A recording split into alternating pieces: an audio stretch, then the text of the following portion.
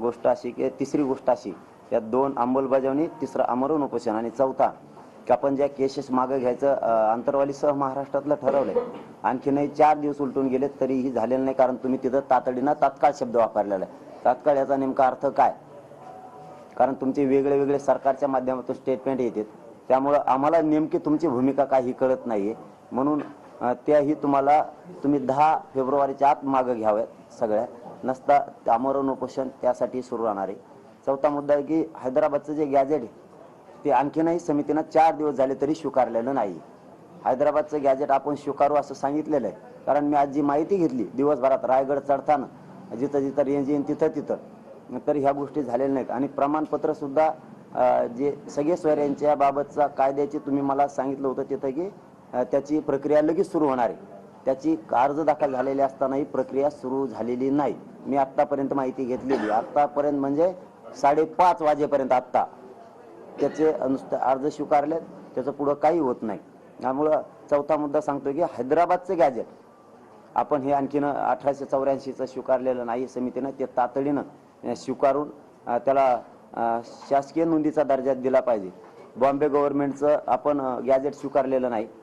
1884ची जनगणनाही आपण ती स्वीकारावी, कारण शिंदे समितीकडे देणं ते अत्यंत आवश्यक आहे. 1902चं गॅजेट किंवा जो दस्तऐवज आहे तोही आपण घ्यायला पाहिजे, तोही घेतला नाही. हे 4 मुद्दे महत्त्वाचे आहेत. ओबीसी आयोगाचा अहवाल जाणं गरजेचं आहे. सगळे सोयरे हा जी आपण अध्यादेश राजपत्रित अधिसूचना दिल्यात ते टिकवण्याची जबाबदारी सरकारची. एकीकडून आम्हाला सांगायचं ते टिकवलं जाणार आहे आणि टिकणार आहे, त्याला तर आम्ही आता काहीच होऊ देत नाही. त्याच्यात तर काही चिंता असण्याचं कारण नाही, कारण त्यात गोरगरिबांच्या मराठ्यांच्या पोरांचं कल्याण त्या अध्यादेशात त्या कायद्यात झालेलं आहे. एकीकडून म्हणायचं आम्ही केंद्रापर्यंत जाऊ, म्हणजे तुमच्यातच 2 भूमिका असल्याची भूमिका आम्हाला सरळ दिसती. त्यामुळे सगळ्या सोयऱ्यांचा अध्यादेश हा सगळ्यांनी मिळून काढलेला आहे. त्याच्या सह्याचं पत्र सुद्धा आमच्याकडे, तेही आम्ही 10 तारखेला मीडियाच्या बांधवाकडे देणार आहे. कारण तुम्ही एकीकडूनच सगळ्यांनी मिळून सगळे सोयऱ्यांचा अध्यादेश काढायचा आणि दुसरीकडून म्हणायचं आम्ही केंद्रापर्यंत सुद्धा जाऊ. एकीकडून ओबीसीला असं बोलायचं आणि दुसरीकडून असं बोलायचं. फक्त याचबरोबर माझं मराठा समाजाला आता एक 7वं आव्हान, हे 6 मुद्दे याच्यासाठी 10 तारखेला आमरण उपोषण सुरू होणार आहे. कारण राज्यातला एकही मराठा आरक्षणापासून वंचित नाही राहिला पाहिजे, याच्यासाठी हे आमरण उपोषण 10 फेब्रुवारीला पुन्हा सुरू होणार आहे. सरकारच्या हातात आणखीनही 10 दिवस आहेत, त्यांनी ती अंमलबजावणी करावी. 15 दिवसाचा त्यांचा वेळ आहे, तो पूर्ण होतोय 9 तारखेलाच.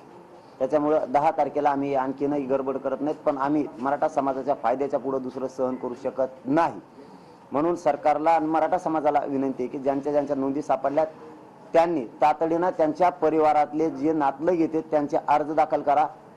अर्ज दाखल केल्याशिवाय तुम्हाला प्रमाणपत्र मिळणार नाही. सगळ्यांनी प्रमाणपत्र काढून घ्या. सगळ्या सोयऱ्यांच्या कायद्याची अंमलबजावणी करण्याबाबत मी खंबीर आहे. त्याची मराठा समाजाला काळजी करण्याची आवश्यकता नाही. मराठा समाज